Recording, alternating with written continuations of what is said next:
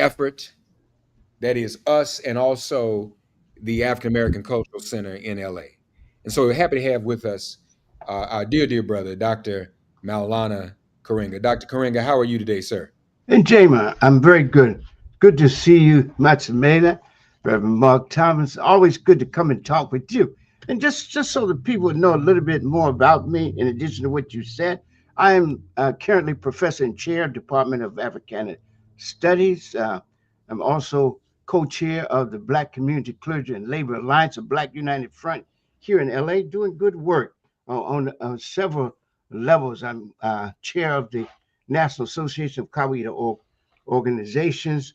And you mentioned I'm chair of my organization, ASA, but also executive director of the African American Culture Center, the founding space for Kwanzaa. That's the first place that we celebrated Kwanzaa after I had conceived the holiday. But first, I conceived, of course, the Nguzo Saba.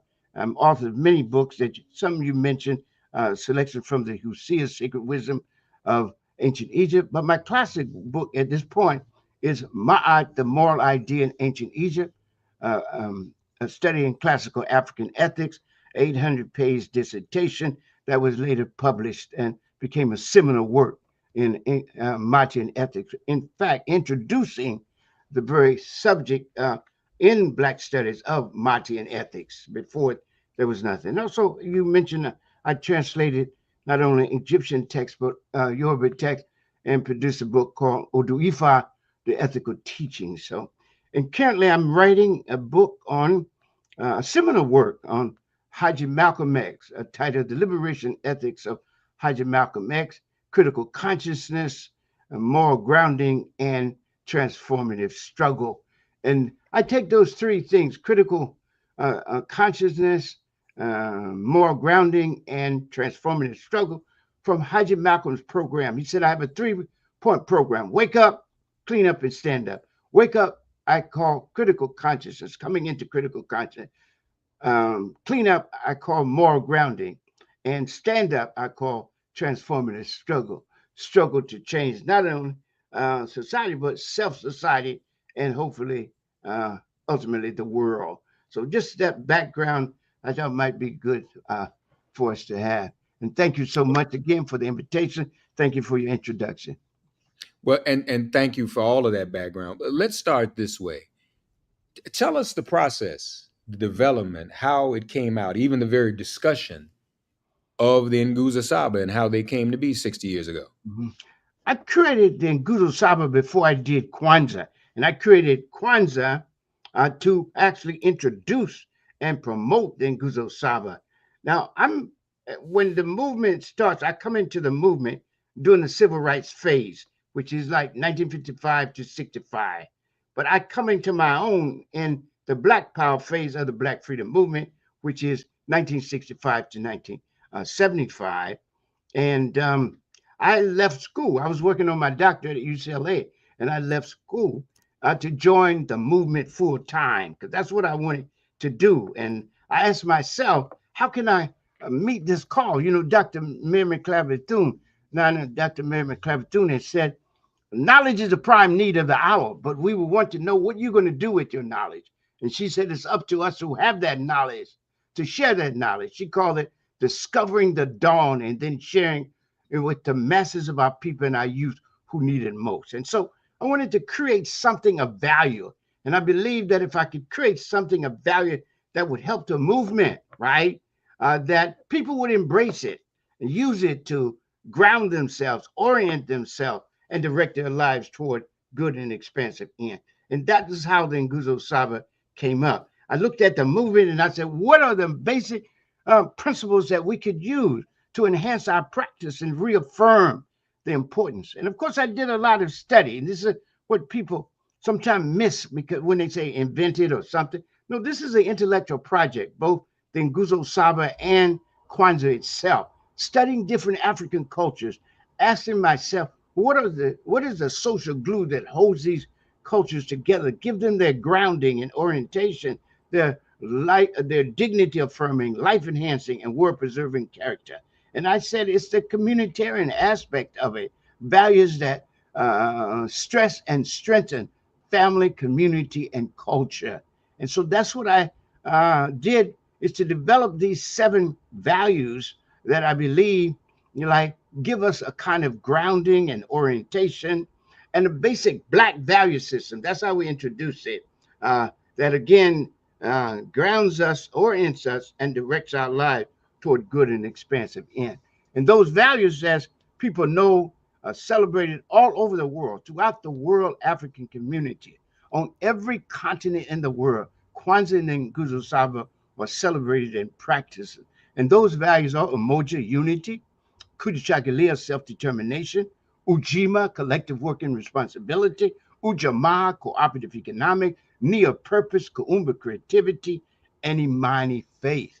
So those are the 7 fundamental values. And again, a Black value system, because we argued then and now that one of the most important things we can do if we're going to seek liberation is to realize we are our own liberators, that there's no culture older than ours, no people more sacred or chosen or holy or elect than ours, no no history more sacred than ours, no history more worthy of being taught and told than ours.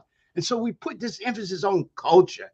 And sometimes I think you know that much, man. Sometimes people used to misunderstand that and reduce culture to song and dance, or wearing our African clothes, or speaking Swahili. That's part of it. But culture is a larger project in Kawaida philosophy. This is my philosophy, out of which I created both Kwanzaa and then Nguzo Saba. And that philosophy we define as an ongoing synthesis of the best of African sensitivity, thought, and practice in constant exchange with the world. And so when we talk about culture, we're talking about the totality of thought and practice. Listen, the totality of thought and practice by which a people creates itself, celebrates, sustains, and develops itself, and introduces itself to history and humanity. And that occurs on 7 basic levels: religion or spirituality and ethics, that's the first level. Second, history; social organization; economic organization; political organization; creative production, which is your art, your music, your literature, dance, etc. And finally, ethos, the collective psychology that a people has as a result of its practice in those other 6 areas. So ours was a larger project and remains a larger project. So everything we do is culture. When we think and talk, that's culture. When we create and imagine the future, that's part of culture. When we struggle for liberation, that's part of culture. We don't separate it. We see it all as one interconnected, interrelated project. And I want to talk to you later on about the whole concept of cultural nationalism and revolutionary nationalism, if we get into it. I think that's a very important struggle. Well, but Dr. Karenga, let's go ahead and get into it now. And unfortunately, our time is short. We're a little behind schedule. I've got about 3 minutes left, but give us a glimpse of cultural nationalism and revolutionary nationalism in the context of the Nguza Saba, if you would.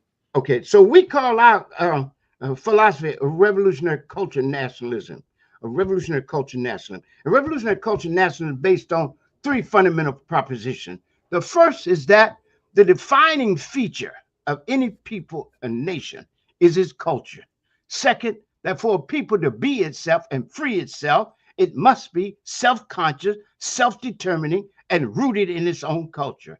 And third proposition is that the quality of life of a people and the success of its liberation struggle depends upon it waging cultural revolution within and political revolution without, resulting in the radical transformation of self, society, and ultimately the world. Those are the fundamental kind. And we make no distinction between cultural nationalism and revolutionary nationalism, but because we're both. And we embodied and practiced over 60 years. When other people talk wild, and talk negative, they're not here to challenge this. The reality is that more and more people are turning to the fact that we must be our own liberators. We are our own first responders. We are our own self-savers, and we are our own liberators. A people that Mm. cannot save itself, we say, is lost forever. So let's continue to struggle, keep the faith, and hold the line as we move forward and upward on the dignity affirming, life enhancing, and world preserving paths of our ancestors. Yes, yes, powerful as ever. Couple minutes left. I want to ask a question. It's always intrigued me as a young person and as a student. Well, it Mhm. used to be a young person. There are 7 principles of Ma'at, and the Nguza Saba has 7 principles. Is there any? Did any thought go into that? Is there any intersection 7 and 7? Yes. So I did both. I introduced the 7 cardinal virtues of Mott, right? And I introduced first the 7 principles. The 7 27. principles overarching for us as community principle, and the 7 cardinal virtues or virtues are extracted from the many virtues of ancient Egypt to represent the best of Mattian practice. And I chose those virtues because those virtues can be translated in Mat. If I say, what is the word for truth in ancient Egyptian? It's Mat. If I say, what is the word for justice in ancient Egypt? It's Mat. So I use those 7 principles. They're manageable. They have a sacred spiritual sense for African peoples throughout the continent. And they are fundamental to how we understand ourselves and assert ourselves in the world. And they can be learned and practiced on a daily basis. Yes, yes.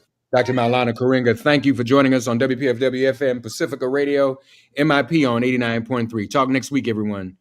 Thank you.